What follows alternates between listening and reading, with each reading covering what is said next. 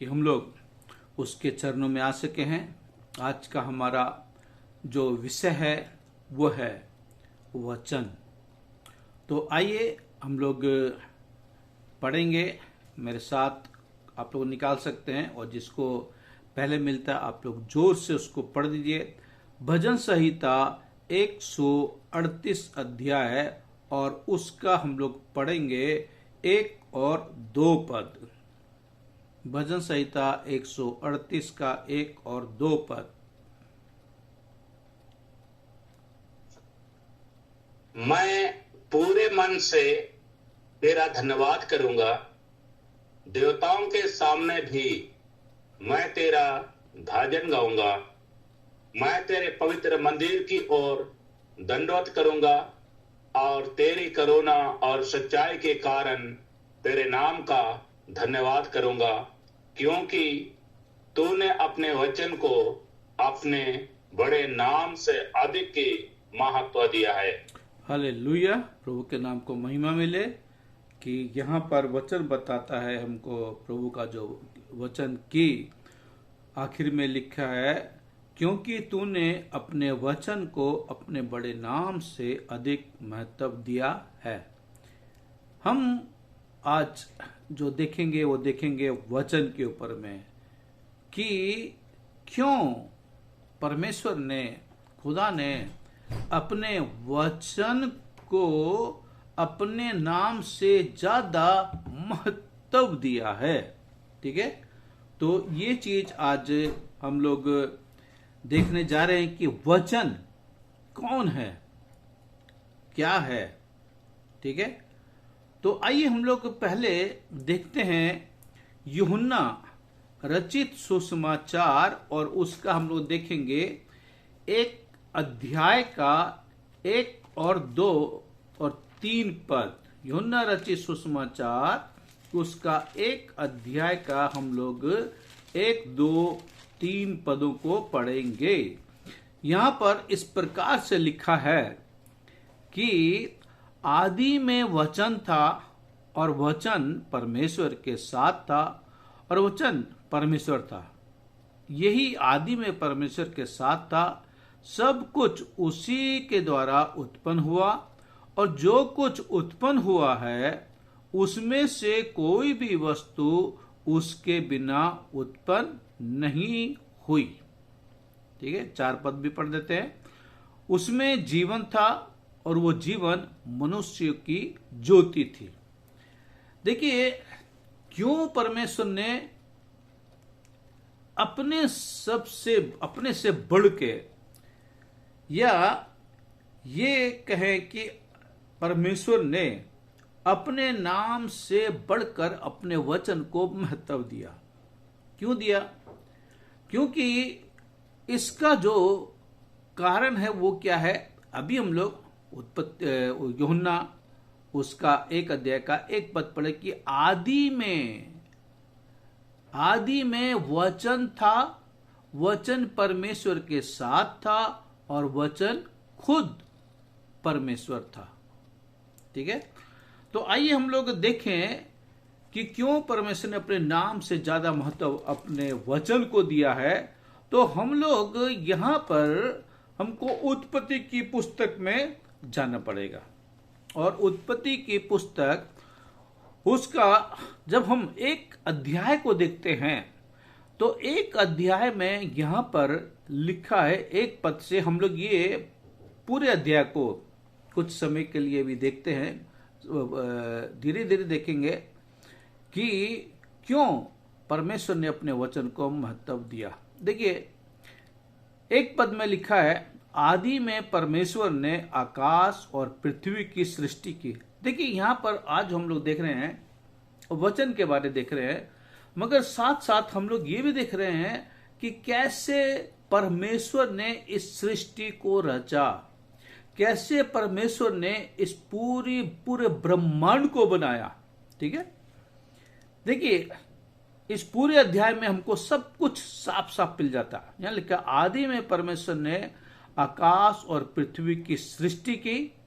पृथ्वी बेडौल और सुनसान पड़ी थी, और गहरे जल के ऊपर अंधियारा था, तथा परमेश्वर का आत्मा जल के ऊपर मंडराता था। तब परमेश्वर ने कहा, उजियाला हो, तो उजियाला हो गया। और परमेश्वर ने उजियाले को देखा कि अच्छा है, और परमेश्वर ने उजियाले को अंधियारे से अलग किया। और परमेश्वर ने उजियाले को दिन और अंधियारे को रात कहा, तथा सांझ हुई, फिर भोर हुआ। इस प्रकार पहला दिन हो गया। अब देखिए, यहां पर बिल्कुल साफ शब्दों में कहा गया है कि आदि में जब कुछ भी नहीं था यहां पर, ठीक है, परमेश्वर ने क्या किया? आकाश और पृथ्वी की सृष्टि की पहले, ठीक है। और कैसे की? क्योंकि उसमें सब कुछ सुनसान था, सब कुछ बेडोल था, और गहरे जल के ऊपर में सिर्फ अंधियारा था, ठीक है। और यहां पर उस पानी के ऊपर में, उस जल के ऊपर में परमेश्वर का आत्मा जो था वो मंडराता था, ठीक है। अंधेरा है, मगर आगे हम लोग चल के देखेंगे कि परमेश्वर में ही इतना उजाला है कि उसके सामने अंधेरा अंधेरा नहीं रहता है, ठीक है। तो यहां पर क्या हुआ कि परमेश्वर का आत्मा पानी पे मंडलाता था, और तब तीसरे पद में परमेश्वर ने कहा जो है वो परमेश्वर का वचन है, ठीक है। देखिए, कहा मतलब यहां पर त्रिएक परमेश्वर शुरू से है, पिता, पुत्र और पवित्र आत्मा। त्रिएकता में हम लोग फिर कभी बात करेंगे, आज त्रिएकता का विषय नहीं है, आज है वचन का। तो देखिए, परमेश्वर ने कहा उजियाला हो, तो उजियाला हो गया, सिर्फ कहने से, वचन से, और उजियाला हो गया। और परमेश्वर ने अंधियारे को उजियाले से अलग किया, ठीक है। आगे फिर लिखा है 6 पद में, फिर परमेश्वर ने कहा। ध्यान दीजिए, समझिएगा इस चीज को कि परमेश्वर ने कहा, वचन, ठीक है। परमेश्वर ने यही कहा ही है, जो है वो वचन है। जल के बीच एक ऐसा अंतर हो कि जल 2 भाग हो जाए। तब परमेश्वर ने एक अंतर बनाकर उसके नीचे के जल और उसके ऊपर के जल को अलग अलग किया, और वैसा ही हो गया। और परमेश्वर ने उस अंतर को आकाश कहा, तथा सांझ हुई, फिर भोर हुआ। इस प्रकार दूसरा दिन हो गया। देखिए, इस जगत में, इस पूरे ब्रह्मांड में पहले यहां सिर्फ पानी पानी था, पृथ्वी नहीं थी, पृथ्वी सब डूबी हुई थी। मगर परमेश्वर ने क्या किया? पानी को 2 भाग कर दिया। एक आकाश से आसमान है, जिसको कि हम पानी कह सकते हैं, कह नहीं सकते है, उसका भी आगे सबूत हम देंगे आपको। दूसरा, ये नीचे सिर्फ पानी था, ठीक है। दूसरे दिन परमेश्वर ने इस पानी का 2 भाग कर दिया, सिर्फ वचन के द्वारा, ठीक है। फिर आगे देखिए 9 पद में, फिर परमेश्वर ने कहा, आकाश के नीचे का जल एक स्थान में इकट्ठा हो जाए और सूखी भूमि दिखाई दे। अब देखिए, भूमि पानी में थी, भूमि के लिए परमेश्वर ने कहा सूखी भूमि दिखाई दे, और वैसा ही हो गया। परमेश्वर ने सूखी भूमि को पृथ्वी कहा। जिस पृथ्वी पर अभी हम लोग रहते हैं, ये भी पानी में डूबी हुई थी, और परमेश्वर ने पानी को, भूमि को पानी से अलग किया, और इस भूमि को परमेश्वर ने पृथ्वी कहा, ठीक है। तथा जो जल इकट्ठा हुआ उसको उसने समुद्र कहा। आज जो बड़ा समुद्र है, कितना भाग है? हम सब लोग जानते हैं कि 3 भाग पानी है और 1 भाग पृथ्वी है। अगर असल में देखा जाए तो पानी सिर्फ 3 भाग नहीं है। पानी जो है वो अभी के जो, जैसा हम लोग कहते हैं 3 भाग पानी है, 1 भाग पृथ्वी है, मगर 4 भाग पानी ऊपर है, 7 भाग पानी है, मगर उसके बावजूद भी आज पानी की गर्मियों में लोगों को कमी हो जाती है। 7 भाग पानी है उसके बावजूद भी। क्यों? क्यों? क्योंकि मनुष्य जब पाप करता है तो परमेश्वर उसको उसके पाप का दंड देता है। ठीक है? और आज मनुष्य पाप को ज्यादा पसंद कर रहा है, परमेश्वर को नहीं। अभी पाप का विषय भी नहीं है हमारा वचन का है। तो यहां पर जो है तीसरे दिन परमेश्वर ने भूमि और समुद्र को नाम दिया और भूमि से समुद्र को पानी को अलग किया। ठीक है? फिर उसके बाद में जब हम लोग आगे बढ़ते हैं तो वहां पर लिखा है कि परमेश्वर ने समुद्र का, परमेश्वर ने देखा कि अच्छा है। फिर परमेश्वर ने कहा पृथ्वी से, मतलब ये तीसरे ही दिन है, फिर परमेश्वर ने कहा पृथ्वी से हरी घास तथा बीज वाले छोटे छोटे पेड़ और फलदायक वृक्ष भी, जिनके बीज उन्हीं में एक एक की जाति के अनुसार है, पृथ्वी पर उगे। और वैसा ही हो गया। इस प्रकार पृथ्वी से हरी घास और छोटे छोटे पेड़, जिनमें अपनी अपनी जाति के अनुसार बीज होता है, और फलदायक वृक्ष, जिनके बीज एक एक की जाति के अनुसार उन्हीं में होते हैं, उगे। और परमेश्वर ने देखा कि अच्छा है, तथा सांझ हुई, फिर भोर हुआ। इस प्रकार तीसरा दिन हो गया। देखिए, तीसरे दिन परमेश्वर ने भूमि को पानी से अलग किया और तीसरे ही दिन परमेश्वर ने पूरी घास और पेड़ पौधों को, और यानी हरियाली को, जो वनस्पति, उसको परमेश्वर ने क्या किया? वचन के द्वारा उसको बना दिया। मतलब कि परमेश्वर ने उसको, उस सृष्टि को भी पैदा कर दिया। ठीक है? अब आगे देखते हैं। फिर परमेश्वर ने कहा, वचन, ध्यान दीजिए, वचन है वो जो कहा।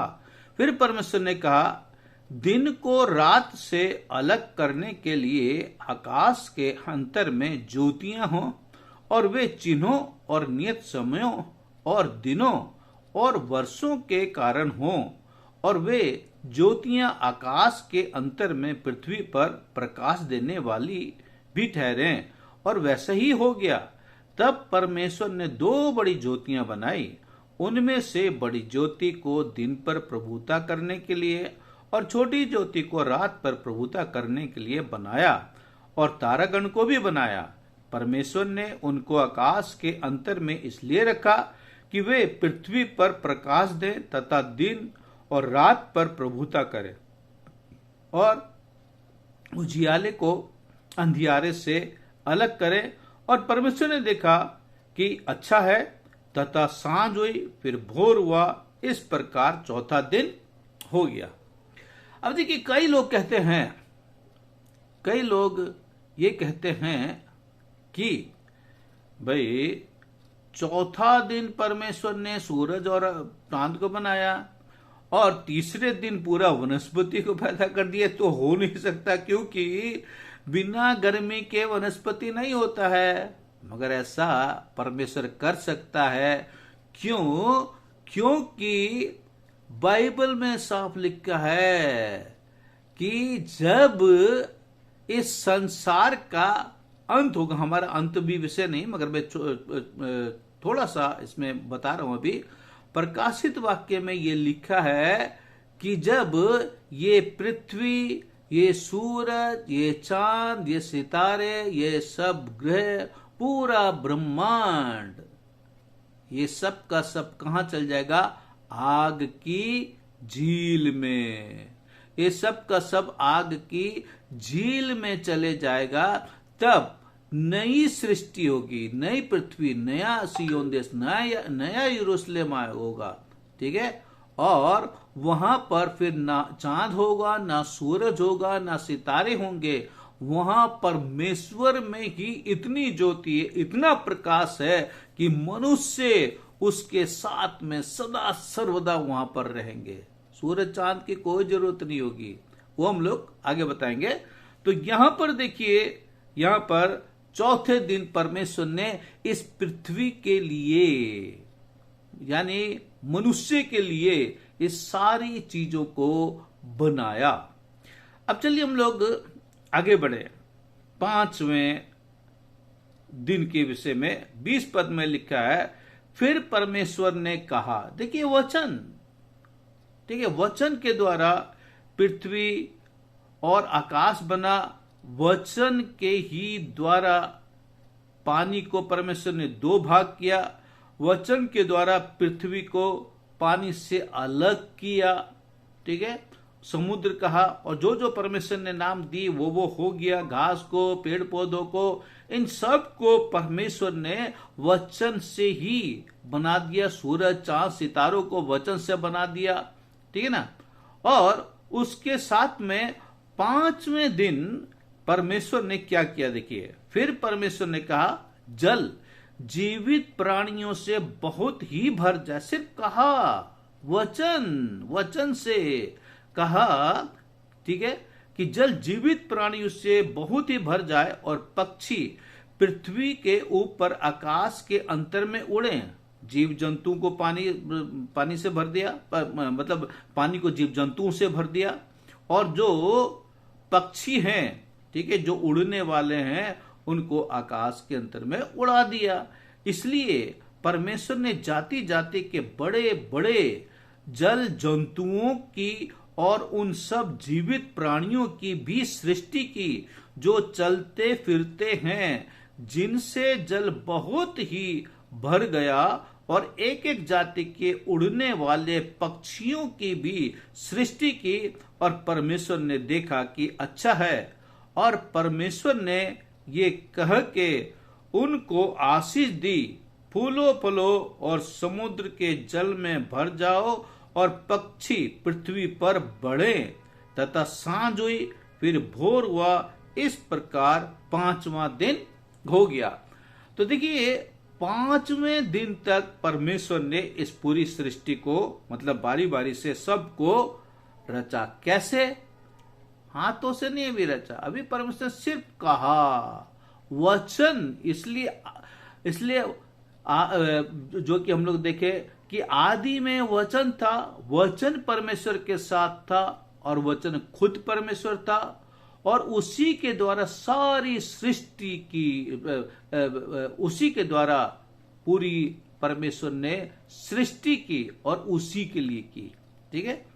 5 दिन। अब देखिए 6वें दिन में क्या होता है। 6वें दिन में फिर परमेश्वर ने कहा, ठीक है, पृथ्वी से एक एक जाति के जीवित प्राणी अर्थात घरेलू पशु और रेंगने वाले जंतु और पृथ्वी के वन पशु जाति जाति के अनुसार उत्पन्न हो, और वैसा ही हो गया। इस प्रकार परमेश्वर ने पृथ्वी के जाति जाति के वन पशुओं को और जाति जाति के घरेलू पशुओं को और जाति जाति के भूमि पर सब रेंगने वाले जंतुओं को बनाया, और परमेश्वर ने देखा कि अच्छा है।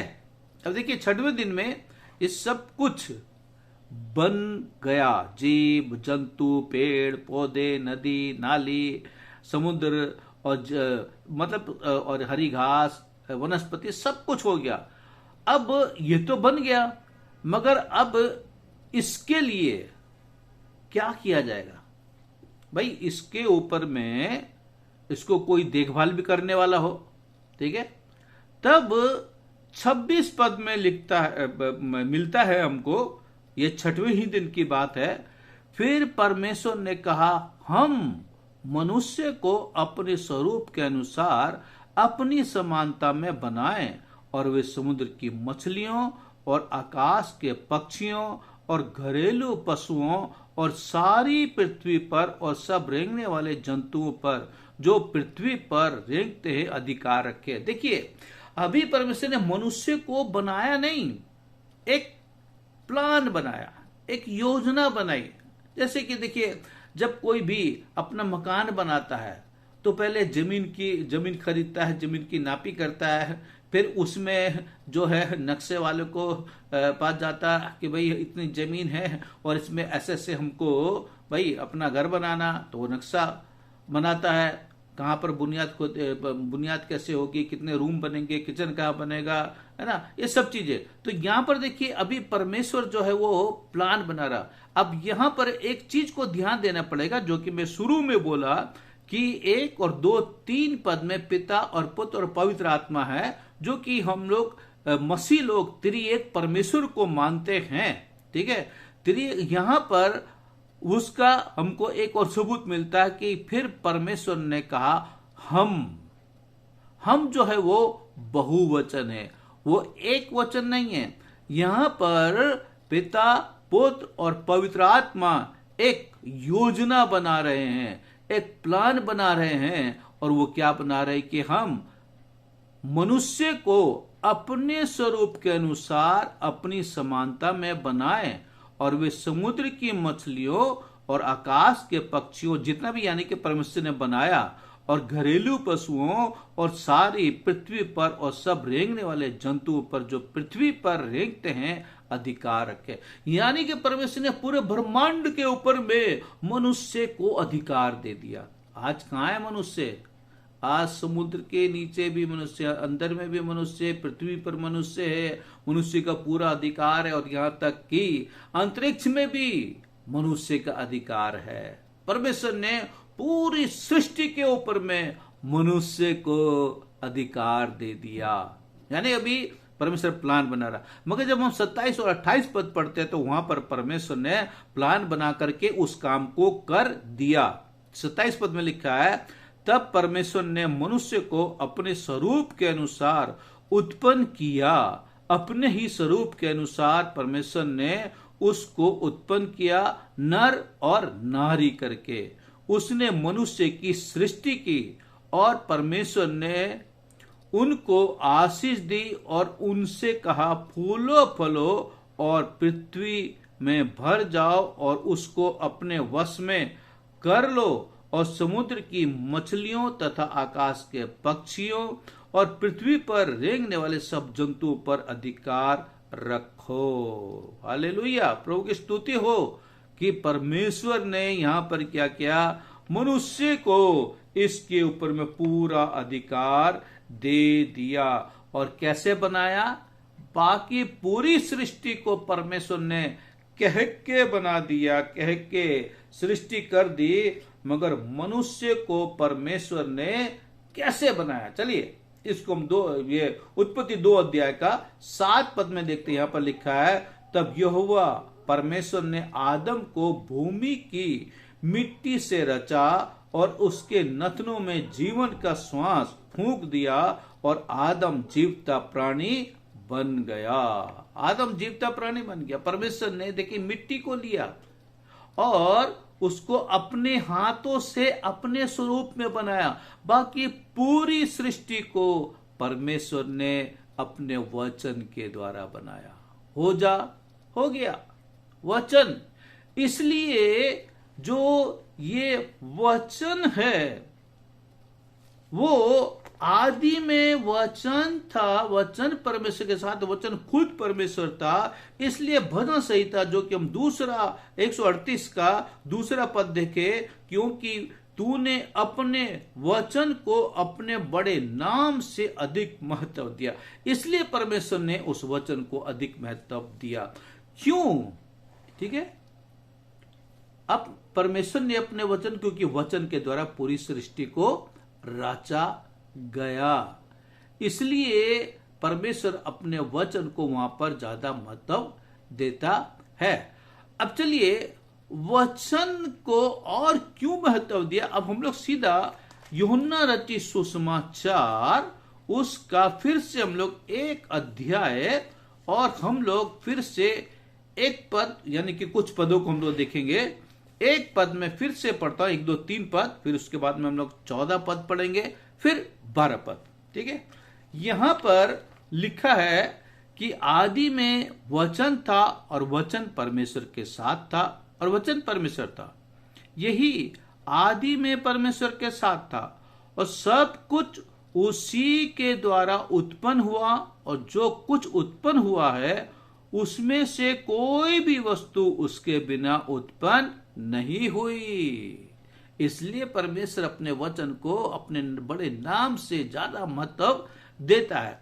अब देखिए 14 पद में वचन क्या करता है या वचन का क्या होता है। ठीक है, 14 पद में लिखा है, और वचन देहधारी हुआ। परमेश्वर का वचन देहधारी हुआ और अनुग्रह और सच्चाई से परिपूर्ण होकर हमारे बीच में डेरा किया, और हमने उसकी ऐसी महिमा देखी जैसी पिता के इकलौते की महिमा। वचन, देखिए हम लोग में ताकत नहीं, सामर्थ्य नहीं है कि हम लोग अपने इस वचन को मनुष्य का शरीर दे सके, मगर परमेश्वर में वो सामर्थ्य है। जिस वचन के द्वारा उसने पूरी सृष्टि को रचा, उसी वचन को उसने क्या किया, वचन जो है वो देहधारी हो गया, है ना। ये मनुष्य की देह में आ गया, और जब वो आया, वो क्यों आया, उसके पीछे क्या कारण है, क्यों उस वचन को देह धारण करना पड़ा। क्योंकि आदम और हवा को परमेश्वर ने अपने स्वरूप में बनाया था, मगर हमारा और पूरी मनुष्य जाति का और परमेश्वर का एक शत्रु है, जो कि आज भी है, उसका एक दिन अंत हो जाएगा। उस शत्रु ने मनुष्य को, हमारे आदि माता पिता को बहका दिया, क्योंकि सारा अधिकार हमारे आदि माता पिता के पास था, मगर हमारे आदि माता पिता ने उसकी जब आज्ञा को मान लिया तो वो परमेश्वर से दूर हो गए। जब उसकी आज्ञा को हमारे आदि माता पिता ने मान लिया, क्योंकि परमेश्वर ने हमारे आदि माता पिता को कहा था कि तुम इस बगीचे के सारे फलों को खा सकते हो, जहां पर परमेश्वर ने हमारे आदि माता पिता को रखा था, पूरा अधिकार दिया था। उनको कहा था इस बगीचे के सब फल खा सकते हो, मगर जो बीच का जो पेड़ है उसके फल को कभी ना खाना, जिस दिन तुम खाओगे मर जाओगे। और हमारा जो शत्रु, उसको हम सब लोग जानते हैं, शैतान, उसने हमारे आदि माता पिता को बहका दिया। सबसे पहले आके वो हवा को बोला कि क्या परमेश्वर ने ये इस बगीचे के फलों को खाने के लिए मना किया।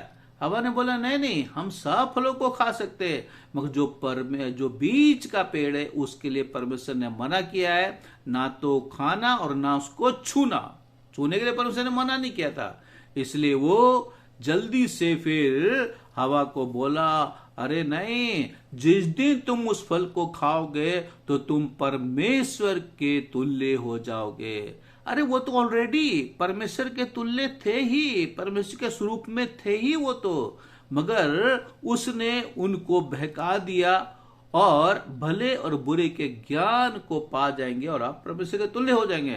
तो हवा उसके बहकावे में आकर के उस फल को खा ली, और जैसे ही उसने खाया और अपने पति को भी खिलाया, तो दोनों के दोनों नंगे हो गए, बिना वस्त्र के हो गए। क्या उन्होंने पहले वस्त्र नहीं पहने थे? पहने हुए थे, आत्मिक वस्त्र थे। जब तक परमेश्वर की आज्ञा में चलते रहे वो आत्मिक कपड़े पहने हुए थे, और जैसे ही उन्होंने परमेश्वर की आज्ञा का उल्लंघन किया तो उसने क्या देखा कि क्योंकि परमेश्वर की आज्ञा में चलेंगे तो पवित्र रहेंगे, और शैतान की आज्ञा को मानेंगे तो आप पवित्र हो जाएंगे। और उन्होंने वही किया, शैतान की आज्ञा को मान लिया और अपना अधिकार उसको दे दिया, और अपने से नंगे हो गए फिर, और अपने को छिपाए। तो इसलिए परमेश्वर ने क्या किया, जो उसका वचन है जिसके द्वारा इस सृष्टि को रचा गया, उसको बचाने के लिए, मनुष्य को जो अपने स्वरूप में बना उसको बचाने के लिए वचन को मनुष्य का देह में आना पड़ा, वचन को। और वचन देहधारी हुआ और हमने उसकी ऐसी महिमा देखी जैसे कि पिता के इकलौते की। ठीक है, और फिर 12 पद में लिखा है कि जितनों ने उसे ग्रहण किया उसने उन्हें परमेश्वर के संतान होने का अधिकार दिया, अर्थात उन्हें जो उसके नाम पर विश्वास रखते हैं। तो देखिए वचन को इसलिए इस पृथ्वी पर आना पड़ा ताकि उसके द्वारा उसी के लिए पूरी सृष्टि को रचा गया था, पूरी सृष्टि को बनाया गया, मनुष्य को बनाया गया।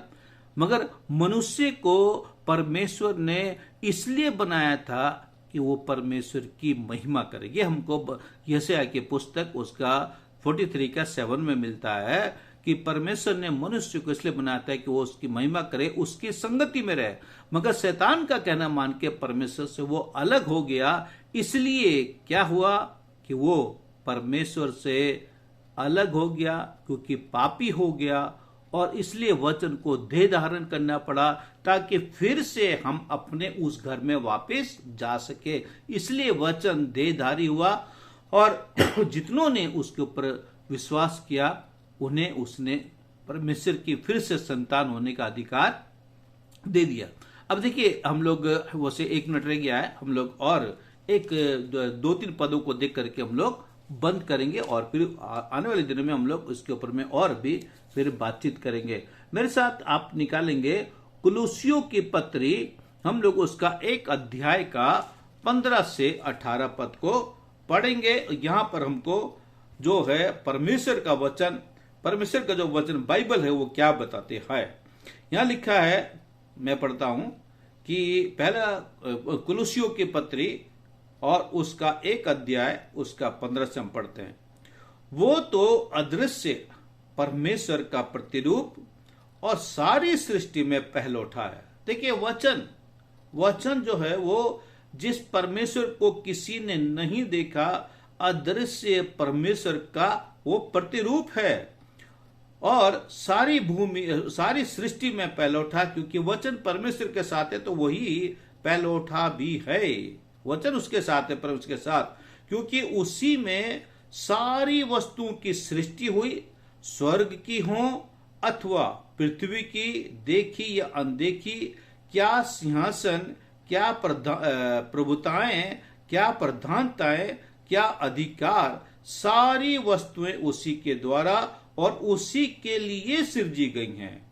वही सब वस्तुओं में प्रथम है और सब वस्तुएं उसी में स्थिर रहती हैं। वही देह अर्थात कलीसिया का सिर है, वही आदि है और मरे हुए में से जी उठने वालों में पहलौठा कि सब बातों में वही प्रधान ठहरे। यहां पर परमेश्वर को महिमा मिले। देखिए यही जो है वही यीशु मसीह है, ठीक है। वो क्या था? परमेश्वर का मतलब अदृश्य परमेश्वर का प्रतिरूप और सारी सृष्टि में पहलौठा। इसलिए यूहन्ना रचित सुसमाचार 3 अध्याय उसका 16 पद में लिखा है कि परमेश्वर ने जगत से ऐसा प्रेम रखा कि उसने अपना इकलौता पुत्र दे दिया, ताकि जो कोई विश्वास करे वो नाश न परंतु अनंत जीवन पाए। तो ये जो वचन है वो यीशु मसीह है और यीशु मसीह ही इस संसार में सिर्फ पवित्रताई का जीवन जिए, ठीक है। और बाकी कोई भी जितने भी मनुष्य आए आदम से लेके जो आखिर तक जो इस न्याय के होने के समय तक जो जन्म लेगा, जो इस संसार में रहेगा, उनके लिए बाइबल बताती है कि सबने पाप किया और परमेश्वर की महिमा से रहित है और पाप की मजदूरी मृत्यु है, पर परमेश्वर का वरदान हमारे प्रभु यीशु मसीह में अनंत जीवन है। तो मेरे प्रिय भाई और बहनों, यहां पर हमको साफ मिलता है कि वचन कौन है। वचन यीशु मसीह है। यीशु मसीह के द्वारा पूरी सृष्टि को रचा गया। इसलिए ये इतिहास में भी है कि यीशु मसीह जैसा पवित्र कोई मनुष्य नहीं है। यहां तक कि बहुत सारे हमारे पास में भजकता हुए हैं, बहुत सारे नबी हुए हैं, मगर सबके जीवन में कुछ न कुछ गलतियां पाई गई और वो सब ने अपने गुनाहों के लिए, अपने पापों के लिए खुदा से, परमेश्वर से माफी मांगी। मगर यीशु मसीह ने कहीं पर भी अपने पापों के लिए, अपने गुनाहों के लिए माफी नहीं मांगी, बल्कि यीशु मसीह ने यहूदियों को चैलेंज किया यूहन्ना रचित सुसमाचार में कि तुम में से कौन मेरे ऊपर पाप साबित करता। बस इसको पढ़ के हम लोग बंद करेंगे। यूहन्ना रचित सुसमाचार उसका 8 अध्याय का हम लोग पढ़ते हैं। किसी को मिलता तो आप लोग पढ़ दीजिए 46 पद। 8 अध्याय उसका, यूहन्ना रचित सुसमाचार उसका 8 अध्याय का हम लोग पढ़ेंगे 46 पद। यहां पर यीशु मसीह यहूदियों को बोल रहे जो कि बाल की खाल निकालने वाले। पढ़िए। तुम में से कौन मुझे पापी ठहराता है? हाँ बस देखिए, बस देखिए, ये आज या जब से सृष्टि बनी है तब से कोई मनुष्य, कोई नबी ये नहीं कह सका और ना कोई कह सकता है कि तुम में से कौन मुझे पापी ठहराता है, क्योंकि मनुष्य के स्वभाव में पाप है।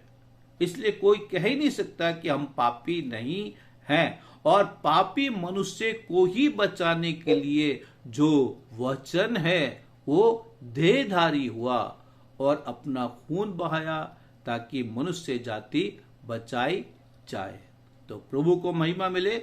इस वचन के द्वारा प्रभु आप सबको आशीष दे। और आइए हम लोग अपने जीवन को प्रभु के हाथों में सौंप दें ताकि हमारे जीवन से प्रभु को महिमा मिले।